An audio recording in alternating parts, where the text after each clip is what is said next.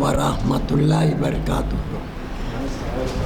آج 19 شوال 10 مئی بروز چہارشنبہ عصر کے بعد اقبال شناسی کی محفل اس کانفرنس ہال میں منعقد ہو رہی ہے۔ آج کے مقرر ہیں پروفیسر مجید بیدار صاحب۔ ان کو آپ لوگ کئی بار سن چکے ہیں، الحمدللہ کافی معروف ہیں اور بہت قابل ہیں، اور عثمانیہ یونیورسٹی کے پروفیسر رہ چکے ہیں۔ یہ آج کا عنوان ہے اقبال کی نظم اور غزل میں امتیازی خصوصیات۔ تو میں ہمارے پروفیسر صاحب سے گزارش کروں گا کہ وہ اسٹیج پر آئیں تاکہ ہم ان کو سن سکیں اور اپنے مفید تقریر سے ہم لوگوں کو مستفید فرمائیں۔ الشیطان الرجیم، بسم اللہ الرحمن الرحیم۔ اللہ تعالیٰ کا لاکھ لاکھ شکر ہے کہ ایک اہم مہینے کے گزرنے کے بعد آپ ہم یہاں موجود ہیں۔ ماہ صیام کی برکتیں، رحمتیں اللہ تعالیٰ نے ہم پر نازل فرمائی۔ اللہ کا شکر ہے کہ اس دور ابتلا میں، جبکہ علم سے، تعلیم سے اور خاص طور پر اپنے ورثے سے رغبت رکھنے والے لوگوں میں کمی پیدا ہو گئی ہے، لازمی ہے کہ دکھاوے کی چیزوں کی طرف رغبت زائد ہے۔ اب ماحول معاشرہ ہوتا جا رہا ہے ایسا ہی، اس کے خود ہم ذمہ دار ہیں اور ہم ہی اس کا تدارک کر سکتے ہیں۔ لازمی ہے کہ شاعری اور شعر گوئی اس کے بارے میں بہت اہم باتیں آج میں آپ کے گوش گزار کروں گا، چاہے وہ نظم سے متعلق ہو، چاہے وہ غزل سے متعلق ہو۔ اسی دکن کے شاعر جامعہ عثمانیہ کے ابتدائی سقوطوں میں جو اعلیٰ عہدے پر فائز ہوئے، جج بنے، سکندر علی وجد، جن کا کلام کئی بار شائع ہوا ہے، وہ نہ صرف شعر و ادب کے بلکہ شعر و ادب کے ساتھ سیاست کو بھی مربوط رکھتے تھے۔ آج کا معاشرہ کچھ ایسا ہو گیا ہے، جو سیاست میں جا رہا ہے تو شعر و ادب سے دور، جو شعر و ادب میں جا رہا ہے تو وہ سیاست۔ خود اقبال نے کہا ہے، جدا ہو دین سیاست سے تو رہ جاتی ہے چنگیزی۔ اس کی مثال دیکھ رہے ہیں آپ۔ تو اقبال کا شعر مصرع خود بتاتا ہے۔ تو سکندر علی وجد نے شاعری کے بارے میں جو شعر کہا، میں اس سے بات کو آگے بڑھاؤں گا۔ دکن کا باشندہ ہوں، جامعہ عثمانیہ کا فرزند ہوں، تو اپنی بات کو دکن سے شروع کروں گا۔ شاعری وہ ہے کہ دریاؤں کے نام، شاعری وہ ہے کہ دریاؤں کے نام، کوہ ساروں کی صدا ہو جیسے۔ تو یہ شعر سکندر علی وجد کا ہے، اور ان کے پہلے شعری مجموعے کی رسم اجرا پنڈت جواہر لال نہرو نے کی تھی۔ دوسرے شعری مجموعے کا رسم اجرا اندرا گاندھی نے کی۔ تو اب اندازہ لگائیے، مذہب، ادب، سیاست، وہ ایم پی بھی رہ چکے ہیں۔ علامہ اقبال اور ان کی شاعری کے پس منظر میں، چاہے وہ نظم ہو کہ غزل ہو، جب اس کا تجزیہ کیا جاتا ہے تو اقبال بھی اسی رویے کے حامی تھے جس کو بعد میں سکندر علی وجد نے جامعہ عثمانیہ کے سپوت کی حیثیت سے اختیار کیا۔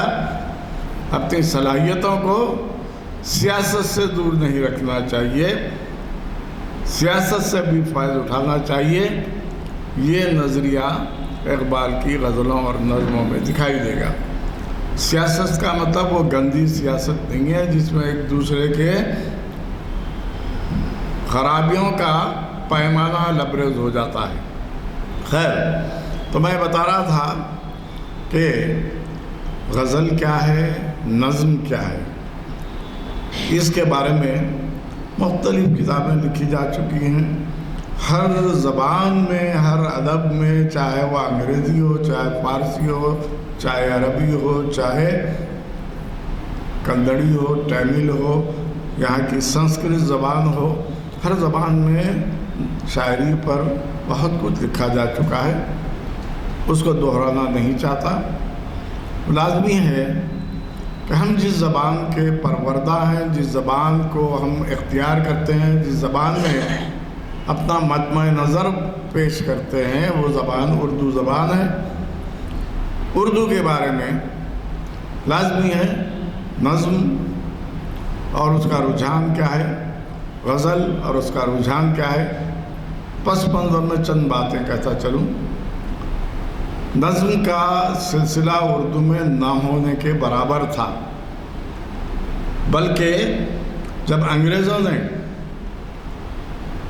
1865 عیسوی میں، دیکھیے انگریز ہندوستان میں آئے تو یہاں کی تعلیمی سرگرمیوں کو بڑھانے کی کوشش کی۔ سب سے پہلے انہوں نے 1801 میں فورٹ ولیم کالج قائم کیا کلکتے میں، پھر 1807 میں انہوں نے فورٹ سینٹ جارج کالج قائم کیا مڈراس میں، 1824 میں دلی کالج قائم کیا، 1865 میں انجمن پنجاب لاہور قائم کیا۔ ان تمام کے پس منظر میں ہندوستانی علوم و فنون کے ساتھ جدید علوم فن کو فروغ دینا تھا۔ اکثر ہم بھول جاتے ہیں، دیکھیے ہمارا مذہب، ہمارا عقیدہ اپنے محسنوں کو یاد کرنے، ان کو قبول کرنے کا جذبہ دیتا ہے۔ یہ مسلمانوں کی خصوصیت ہے۔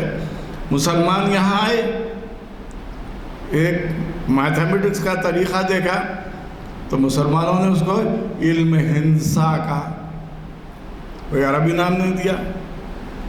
ہندوستان کا علم، ہماری دیانتداری، ہماری ایمانداری، ہماری فیصلہ شناسی پر ہم کو مشانہ بنایا جا رہا ہے، لیکن جتنی ایماندار قوم، چاہے وہ ایام جاہلیت میں ہو، چاہے اسلام کے فروغ کے بات ہو، یہ تمام چیزیں آپ کو لازمی ہے۔ الجبرا عربی کا لفظ ہے،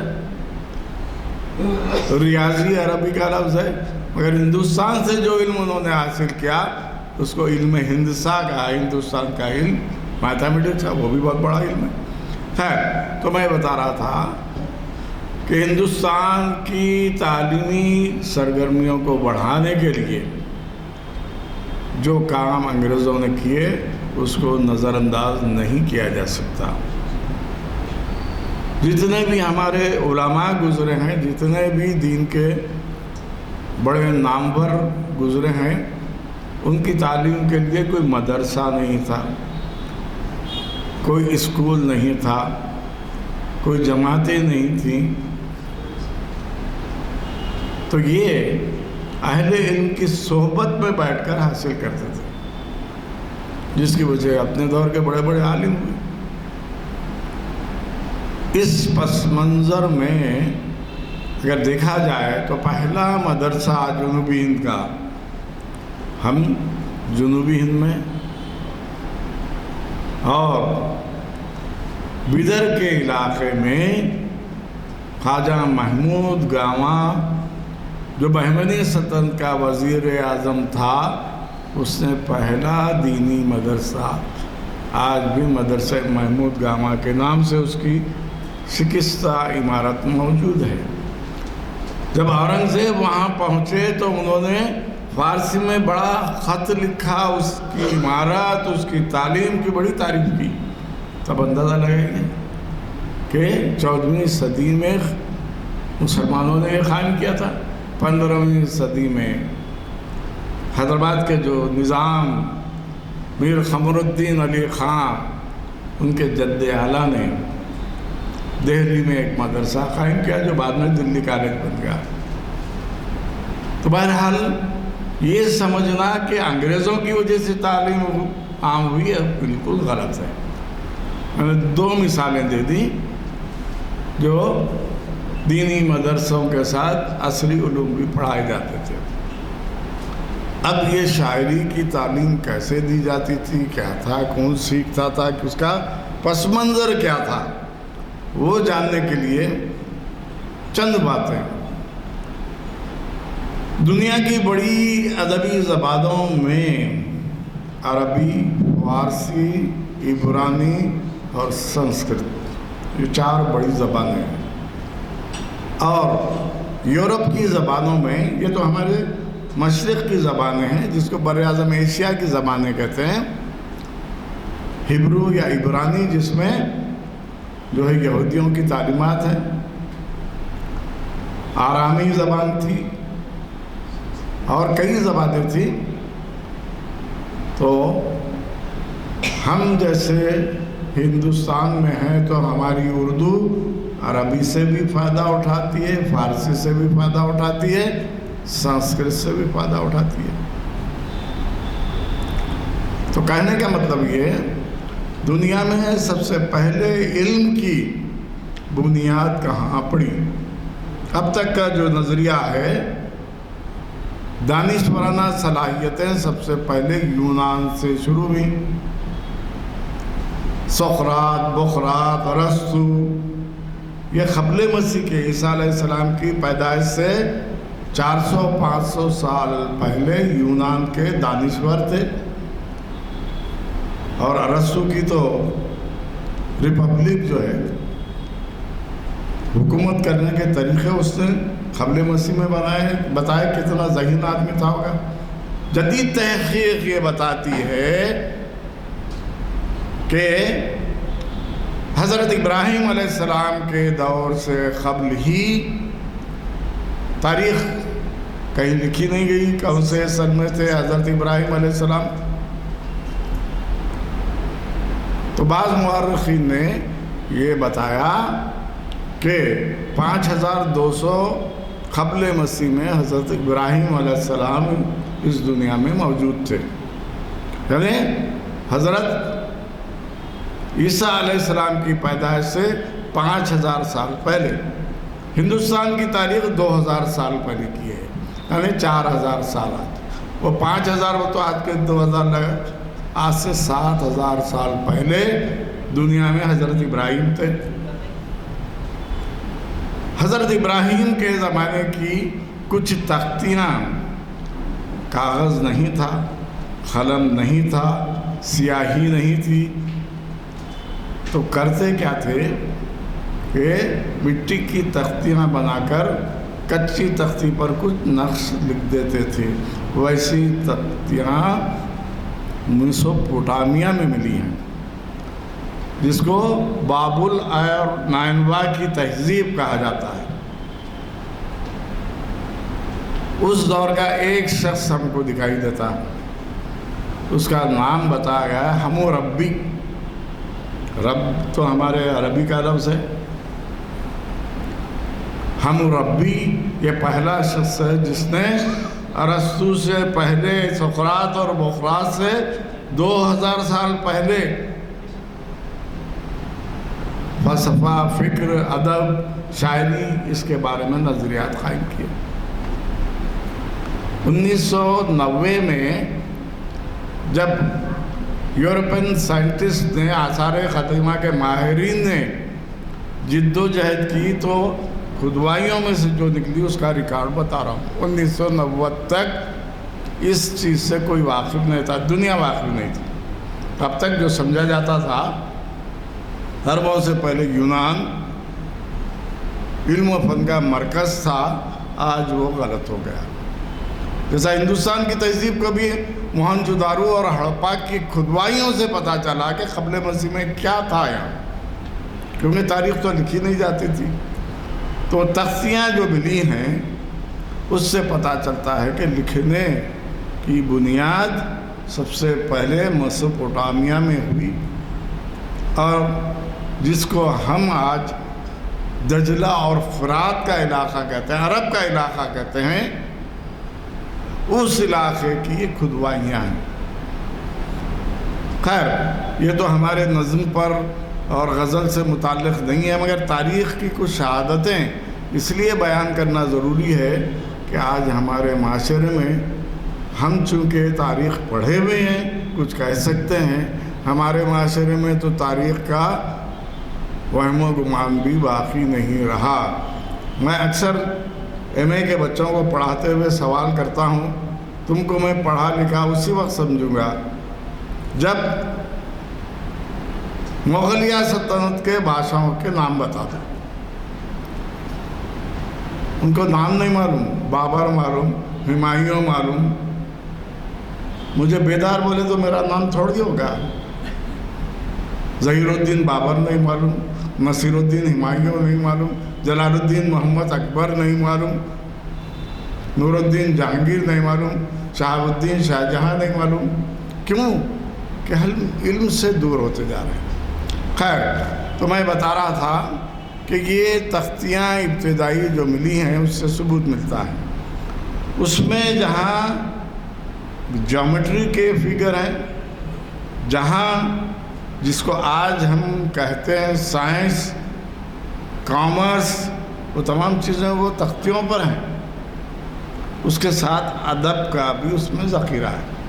تو یہ تاریخی پس منظر کے بعد میں آتا ہوں نظم اور شاعری، غزل۔ نظم اور غزل کیا ایک ہی ہے؟ کیا الگ الگ ہیں؟ پہلے اس کے بارے میں غور کرنا پڑے گا۔ بازار سے آپ کوئی بھی کپڑا خرید لیں، آپ درزی کو جا کر جو کہیں گے وہ بنائے گا۔ اسی کپڑے سے سوٹ سیا جا سکتا ہے، اسی کپڑے سے شیروانی سی جا سکتی ہے، اسی کپڑے سے آپ جو ہے سوٹ کے علاوہ اور کچھ بنا سکتے ہیں۔ کپڑا تو ایک ہی ہوتا ہے، لیکن اس کی تراش و خراش کی وجہ سے اس کا نام بن جاتا ہے۔ شعر و ادب جو ہے دنیا کا پہلا مرحلہ ہے۔ کیوں کہ انسان کو جب اللہ نے تمیز دی، عقل دی، فراست دی، غور و فکر کا مادہ دیا، تو اس نے اپنے خیال کو، اپنے اظہار کو پیش کرنے کے لیے جو لفظیات کا استعمال کیا وہ شاعری ہے۔ نثر پہلے نہیں آئی، پہلے شاعری آئی۔ تو اردو زبان میں غزل جو آئی ہے عربی سے آئی ہے، نظم جو آئی ہے وہ انگریزی سے آئی ہے۔ غزل پرانے زمانے میں بادشاہوں کی تعریف میں قصیدے لکھے جاتے تھے، طویل قصیدے ہوتے تھے، اور بادشاہ کے دربار میں ٹھہر کر اس کو سنایا جاتا تھا۔ درباری خوش ہوتے تھے، بادشاہ کی تعریف و توصیف۔ قصیدہ طویل ہو جائے، لمبا ہو جائے تو آدمی اونگنے لگتا ہے، فطرت انسانی ہے۔ تو ان کے اونگنے کو ختم کرنے کے لیے قصیدے کے جو قوافی ردیف ہوتے تھے اس کو برقرار رکھ کر رنگین بیانی، عورت کے زلف و خال، اس کی چال ڈھال کو بیچ میں بیان کیا جانے لگا۔ تو اردو غزل جو ہے یہ در حقیقت عربی کے قصیدے میں ہوتی تھی، عربی میں ہوتی تھی۔ ایرانیوں نے کیا کیا کہ غزل میں حسن و عشق کی باتیں ہیں تو اس کو قصیدے سے الگ کر دیا۔ وہ قصیدے سے غزل الگ ہوئی تو پھر اس غزل کو اردو والوں نے اختیار کر لیا۔ آج دنیا کی کسی بھی مملکت میں آپ جائیے، دنیا کی کسی زبان کا مشاعرہ کامیاب نہیں ہوتا، اردو کا مشاعرہ کامیاب ہو جاتا۔ مشاعرے میں نظم کو کوئی پسند نہیں کرتا، غزل کو پسند کرتا۔ کیوں؟ کہ غزل کی شاعری میں دو اہم چیزیں ہیں، ایک ایجاز اور اختصار۔ اب شعر پڑھیں آپ، درد منت کشے دوا نہ ہوا، میں نہ اچھا ہوا برا نہ ہوا۔ برا یہ خافیہ نہ ہوا نہ ہوا نہ ہوا نہ ہوا نکال دیجئے، خافیہ نکال دیجئے. 5-6 الفاظ میں آپ کیا بیان کر سکتے ہیں؟ بولیے کیا بیان کر سکتے ہیں 6 الفاظ میں؟ غزل کا کمال یہی ہے کہ وہ ایجاز و اختصار کے ساتھ بیان کرتی ہے، اس لیے غزل مقبول ہو گئی. پھر فارسی میں بھی ہے غزل، عربی میں بھی ہے. اب تو ہندوستان کی تمام زبانوں میں غزلیں لکھی جا رہی ہیں. مراٹھی غزل بھی ہے، تیلگو غزل بھی ہے، کنڑی، تامل اور گجراتی میں بھی غزل بولتے ہیں، زا کا تلفظ نہیں. مگر اردو کے غزل کے معیار پہ کیوں نہیں آتی؟ ایک سوال ہے.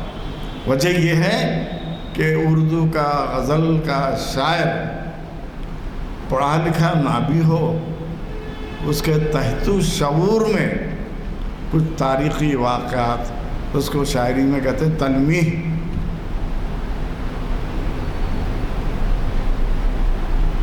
مارے نمرود کو کیا گلزار، دوست کو یوں بچا لیا تو نے. مارے نمرود کو کیا گلزار، 5، دوست کو یوں بچا لیا تو نے. کہتے 7-5 12 الفاظ میں کیا بول سکتے ہیں آپ؟ بولیے آپ.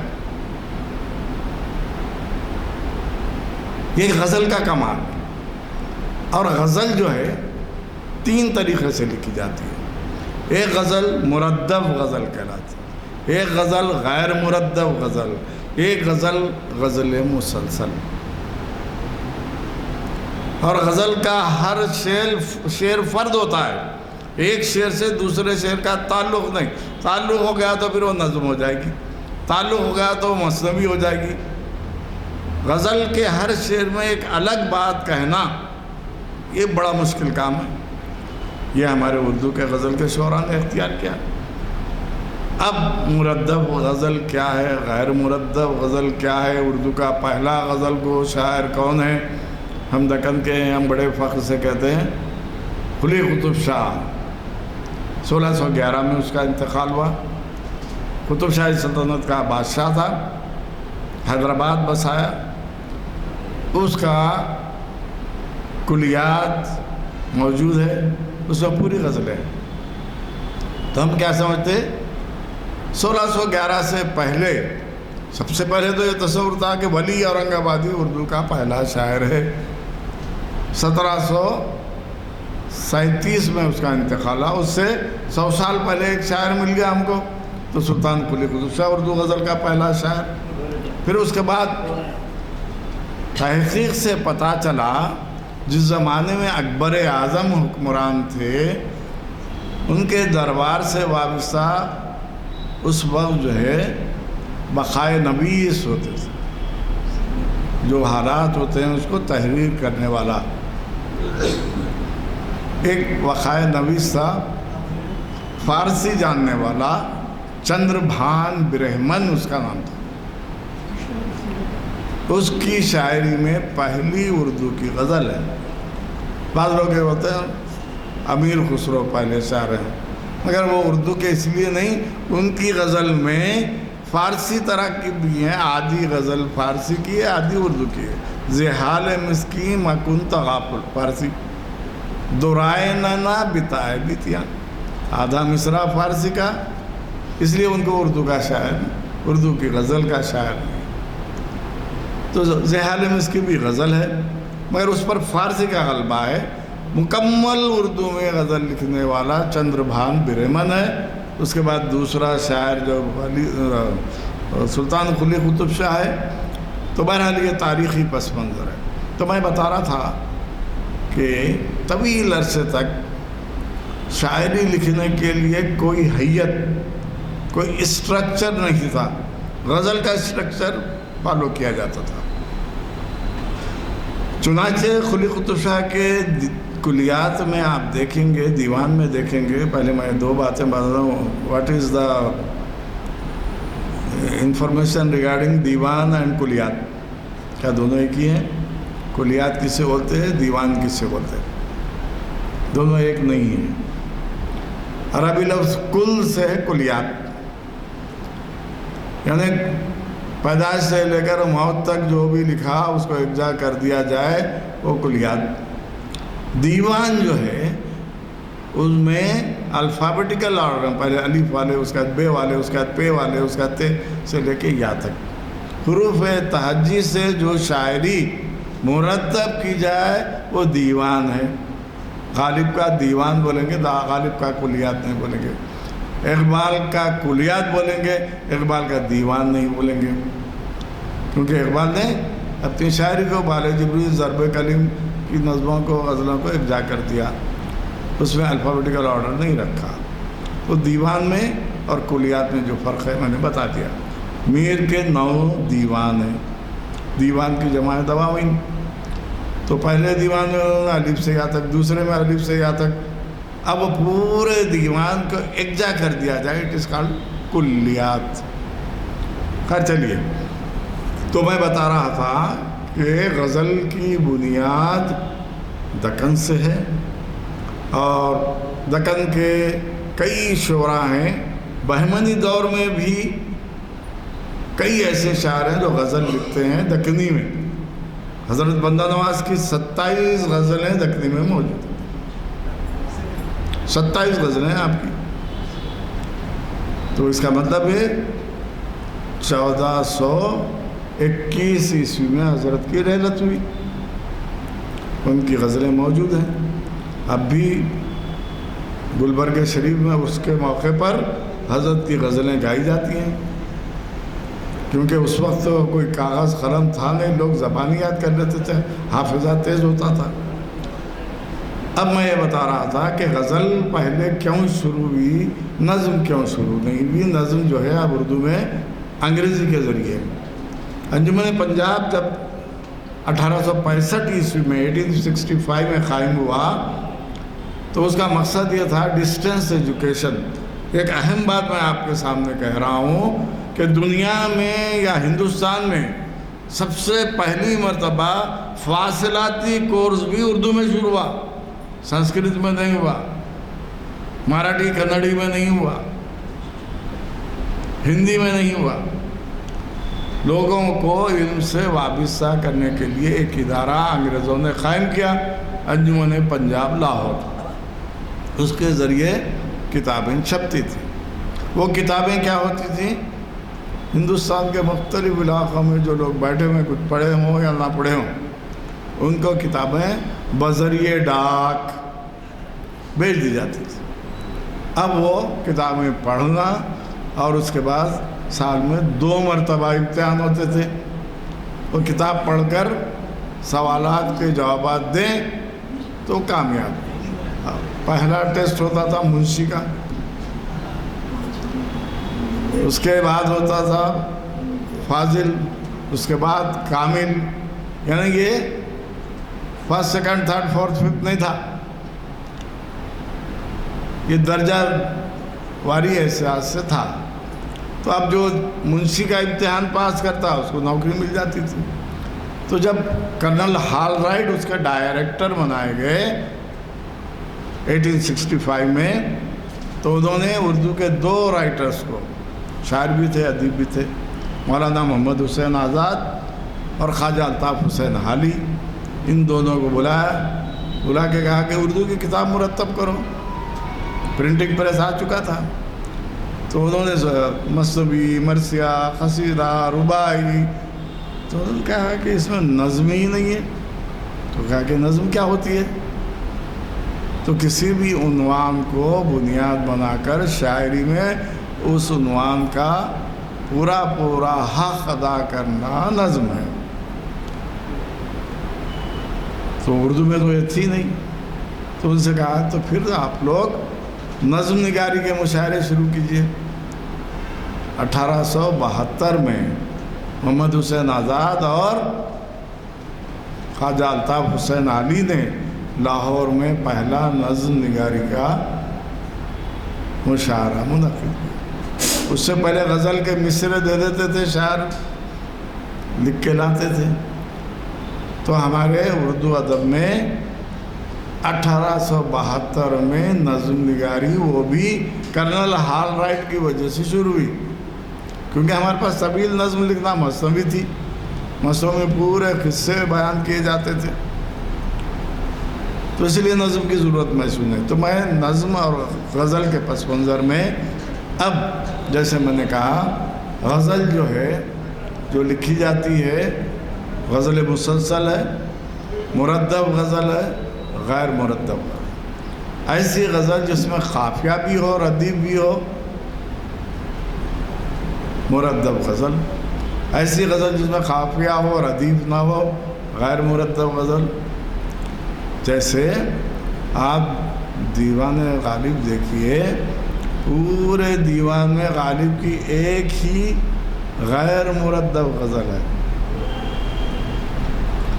نہ کوئی گل نغمہ ہو، نہ کوئی پردہ ساز، میں ہوں اپنی شکست کی آواز۔ آواز ہے بولے تو پھر وہ جو ہے ردیف آ گئی۔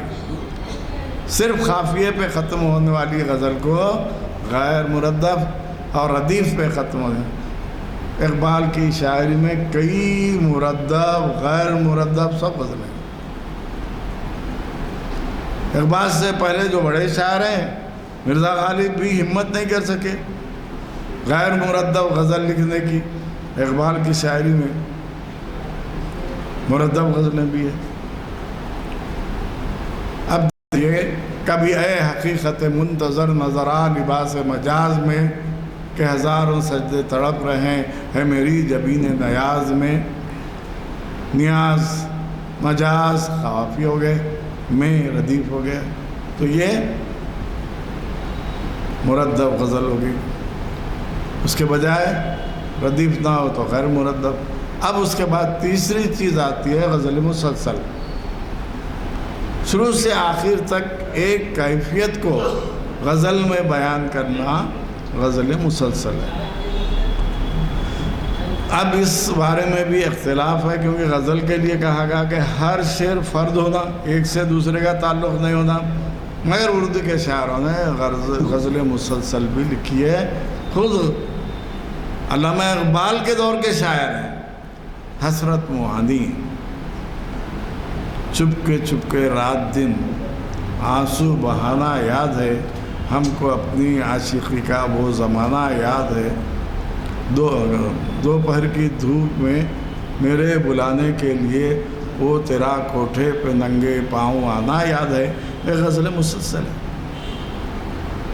اقبال نے غزل اور نظم کے فرق کو ختم کر کے مرتب غزل، غیر مرتب غزل اور غزل مسلسل بھی لکھی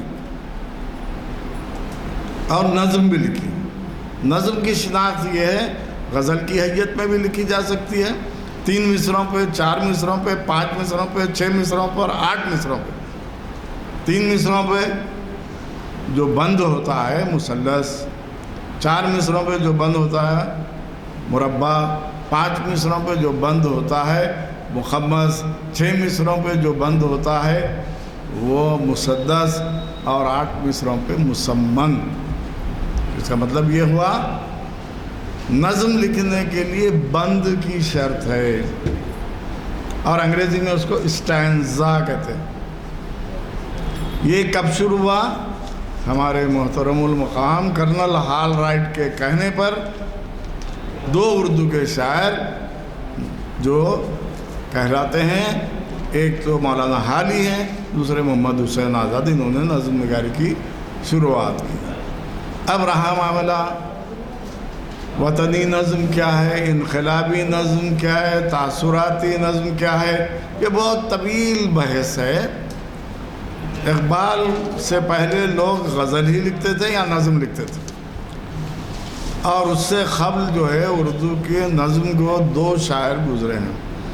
ایک نذیر اکبر، ولی محمد نام نذیر اکبر آبادی، جو 1830 میں جن کا انتقال ہوا، ان کے پاس نظمیں ہیں، موضوعاتی نظمیں ہیں، مسدس میں ہے، مخمس میں ہے، مربع میں ہے، مثلث میں ہے۔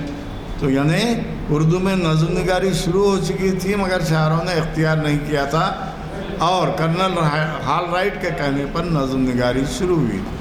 تو کیا ہوا؟ وطنی نظم لکھی گئی، انقلابی نظم لکھی گئی، اور تاثراتی، تاریخی، ہر قسم کی نظمیں لکھی گئی۔ اقبال کے پاس وطنی نظم بھی ہے، آپ جو ہر وقت پیش کرتے ہیں، جو ہمارا قومی ترانہ ہے، سارے جہاں سے اچھا ہندوستان ہمارا، ہم بلبلیں اس کی یہ گلستاں ہمارا، گودی میں کھیلتی ہیں اس کو ہزاروں ندیاں۔ تو یہ جو ہے اس میں قافیہ ردیف سب ہے، مگر پوری غزل کی حیت ہے، مگر اس کو کیا آپ غزل بولیں گے؟ غزل نہیں ہے، نظم ہے۔ تو اقبال ایک ایسے شاعر ہیں جنہوں نے غزل کی بھی نمائندگی کی، نظم کی نمائندگی کی، اور سب سے بڑی چیز اقبال کی زندگی میں ترقی پسند تحریک شروع ہو چکی تھی، آزاد نظم، معرہ نظم، نثری نظم، بلکہ مختلف چیزیں شروع ہو چکی تھی۔ اقبال غزل کے پابند لہجے سے، علم عروض سے واقف، نظم کے پابند لہجے کے پابند ہیں، آزاد چیز کوئی پسند نہیں کرتا، حالانکہ وہ عملی طور پر مذہب پرست، اسلام پرست، اسلامی تاریخ کے شیدائی، اور کہتے ہیں کہ ہر تاریکی کی صبح کرنا چاہیے۔ تو یہ پس منظر میں اقبال نے کلام لکھا، نظمیں بھی لکھی ہیں، غزلیں بھی لکھی، اس میں پورا فلسفہ بھی ہے، فلسفہ حیات بھی ہے، فلسفہ خودی بھی ہے، اور نظمیں بھی ہے، غزل میں بھی ہے۔ یہ بڑا کمال ہے اقبال کا کہ اقبال کے دور تک نظم نگار شعراء مشہور ہو چکے تھے، غزل کو شعراء مشہور۔ اقبال ایک ایسے شاعر ہیں جو نظم کو بھی اور غزل کو بھی دونوں کو برابر موقف دیتے ہیں، اور دونوں میں اظہار خیال کر کے یہ ثابت کرتے ہیں کہ خدا نے انہیں وہ صلاحیت دی ہے کہ وہ نہ صرف مرتب، غیر مرتب، غزل مسلسل لکھنے کا کمال رکھتے ہیں، نظم میں پابند نظم کے ذریعے مربع، مسدس، مثلث، مخمس، مسمن کے انداز میں بھی لکھ سکتے ہیں۔ اقبال کے پاس قصائد بھی ہیں، اقبال کے پاس مرثیے بھی ہیں، اقبال کے پاس تہنیتی نظمیں بھی ہیں، وطنی نظم بھی ہیں، خاک ہند، ہندوستان پر، یہ تمام نظمیں ان کی یہ ثابت کرتی ہیں کہ وہ بیک وقت نظم اور غزل دونوں کو ساتھ لے کر چلتے ہیں۔ ایسا کوئی شاعر ہمارے پاس اردو میں نہیں ہے، یا تو غزل لے کے چل رہا ہے، جیسے حضرت موہانی ہے، غزل کے شاعر ہیں۔ بھئی ہمارے دور میں جتنے شاعر کلام سنانے آتے رہے وہ سب غزل کے شاعر ہیں، نظم لکھتے ہوں گے، حالانکہ فراق گورکھپوری بھی غزل اور نظم کے، اور دوسرے جو ترقی پسند شاعر ہیں وہ بھی نظم اور غزل کے ہیں، جو فیض احمد فیض کہلاتے ہیں۔ تو دونوں کے پاس تدبر و تفکر ہے۔ اقبال کے پاس بھی ہے، صرف شعر کہنے کے لیے، دل بہلانے کے لیے، لوگوں کو خوش کرنے کے لیے نہیں، ایک نیا فلسفہ، ایک نئی زندگی، ایک نئی توانائی اور نئے جذبے کے ساتھ انسان کو کام کرنے کی طرف راغب کرنا، یہ اقبال کی نظموں اور غزلوں میں ہم کو دکھائی دیتا ہے۔ شکریہ۔ مانا خطاب پہ کیا تبصرہ کروں، اور وہ بھی سہل زبان میں آپ کے ہمارے سمجھ میں آنے کے لیے ان کی پوری کوشش ہوتی ہے۔ حضرات، یہ اگلا پروگرام کے بارے میں ذکر کر رہا ہوں کہ جمعہ کے دن واعظ ڈاکٹر محمد متین الدین قادری صاحب کا ہے قبل از خطبہ، اور پھر ہفتے کے دن 13 مئی اندلس میں اسلامی علوم ایک تاریخی جائزہ، یہ آپ کے جانے پہچانے پروفیسر ہے سید راشد نسیم ندوی صاحب، یہ تاریخ اسلام کی 998ویں نشست ہوگی۔ اللہ کا شکر ہے، اب اسی سے اندازہ لگائیے کہ 1-2 نشستوں کے بعد آپ 1000 نشستیں مکمل کر لیں گے، جو شاید ہمارے سوشل ایکٹیویٹیز میں ایک ریکارڈ ہے۔ درس قرآن مجید و ترجمہ و تفسیر حافظ محمد تنویر عالم، امام مسجد اعلیٰ، سورہ مائدہ کا ایک رکوع، مرکزی ہال میں اتوار کے دن. پیر کے دن گھر کا یعنی 15 مئی کو گھر کا سکون کیسے حاصل کریں. بہت اہم عنوان ہے. کیا خیال ہے آپ کا؟ گھر کا سکون کیسے حاصل کریں. مفتی محمد عرفان قاسمی کانفرنس ہال میں شریعت انفارمیشن سروس کی 896ویں لیکچر وہ دیں گے. بڑی تیاری سے آتے ہیں. اس سے استفادہ کریے. نہ صرف آپ استفادہ کریں بلکہ اپنے کچھ ساتھیوں کو بھی لیتے آئیں. پھر درس تجوید و قرات قرآن پاک حافظ محمد ترمیم عالم امام مسجد اعلیٰ. یہ منگل کے دن بعد اثر 16 مئی کو ہے. یہ درس تجوید قرات 684ویں نشست ہے. اور چہارشنبے کے دن بہت ہی اہم عنوان ہے. یہ بہت ہی ہمارے مقرر صاحب اس سے اتفاق کریں گے کہ میں سمجھتا ہوں بہت بڑے بڑے اسکالرس اس کے بارے میں اظہار خیال کیے ہیں. اقبال اور مودودی. جناب محمد ضیاء الدین ایّر صاحب جن سے آپ واقف ہیں اور انہوں نے ہمیں کئی محافل میں مخاطب کیا ہے. محفل اقبال شہنازی کی 1115ویں نشست مخاطب کریں گے. دعا کی گزارش. امتیاز صاحب کے لیے بھی دعا. امتیاز صاحب امتیاز صاحب کے لیے بھی دعا کی. امتیاز جانتے نا جی ہاں اچھی طرح ملاقاتیں رہی ہیں. اعوذ باللہ من الشیطان الرجیم. بسم اللہ الرحمن الرحیم. کل نفس ذائقۃ الموت. اللہ نے دنیا میں جتنی ذی روحوں کو پیدا کیا ہے اس کا خاتمہ ایک دن ہونے والا ہے. مگر ایسے لوگ جو قوم ملت اور خاص طور پر مذہبی احساسات کے ساتھ زندہ ہیں وہ تو قیامت کے دن حضور اکرم صلی اللہ علیہ وسلم کے بہت قریب رہیں گے. امتیاز صاحب سید زادے تھے یہاں مخاطب اور یہاں کئی نشستوں میں خطاب کیا ہے انہوں نے. تو لازمی ہے کہ حیدرآباد میں رفتہ رفتہ اہم دینی فکر رکھنے والے اٹھتے چلے جا رہے ہیں. صفیں خالی ہو رہی ہیں. اللہ تعالیٰ ان کو جوار رحمت میں جگہ دے اور ان کے جو ہے تمام چاہنے والوں کو صبر جمیل عطا فرمائے. اور ہماری دعا یہی ہے کہ اللہ تعالیٰ جو صفیں خالی ہو رہے ہیں اس میں نئی روح کو ہمارے سامنے لا دے. نئے لوگ پیدا ہوں. ان کے جذبے کی توسیع یہی ہوگی. تو ہم آج کی اس نشست میں نام بول دیجیے. سید امتیاز الدین صاحب جو شاذ تمکنت جیسے شاعر کے بھائی تھے ان کی رحلت ہمارے لیے حقیقت میں ایک بہت بڑا نقصان ہے. تو ہم اللہ سے دعا کرتے ہیں کہ اللہ تعالیٰ ان کو جوار رحمت میں جگہ دیتے ہوئے ان کے متبادل کو ہمارے سرزمین حیدرآباد میں پیدا کر دیں. اس کے علاوہ جو لوگ جاتے ہیں ان کے لیے بہترین تحفہ یہ ہے کہ ہم ان کی یادوں کو زندہ رکھیں. اقبال فہمی کے ذریعے، عالیہ مسجد کے ذریعے اور یہاں کی محفلوں کے ذریعے ان کی یاد کو ہم زندہ رکھ رہے ہیں. اس طرح ہمارا یہ سلسلہ جاری ہے. اللہ تعالیٰ سے دعا ہے اللہم صلی علی سیدنا مولانا محمد وعلی آل محمد وبارک وسلم.